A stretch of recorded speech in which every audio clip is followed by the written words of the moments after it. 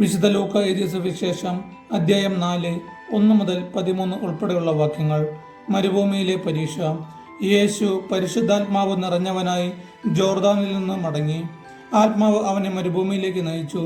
അവൻ പിശാചിനാൽ പരീക്ഷിക്കപ്പെട്ട് 40 ദിവസം അവിടെ കഴിഞ്ഞുകൂടി. ആ ദിവസങ്ങളിൽ അവൻ ഒന്നും ഭക്ഷിച്ചില്ല.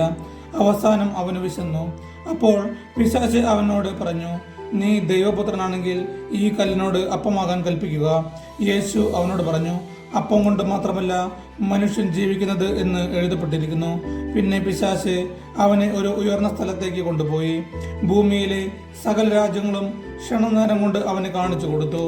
പിശാച് അവനോട് പറഞ്ഞു, ഇവയുടെ മേൽ എല്ലാ അധികാരവും മഹത്വവും നിനക്ക് ഞാൻ തരാം.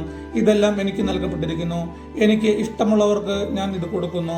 നീ എന്നെ ആരാധിച്ചാൽ ഇവയെല്ലാം നിന്റേതാകും.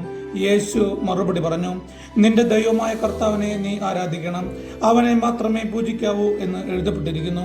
അനന്തരം പിശാച് അവനെ ജെറുസലേമിലേക്ക് കൊണ്ടുപോയി ദേവാലയ ഗോപുരത്തിന്റെ ശൃംഗത്തിൽ നിർത്തിക്കൊണ്ട് പറഞ്ഞു, നീ ദൈവപുത്രനാണെങ്കിൽ ഇവിടെ നിന്ന് താഴേക്ക് ചാടുക.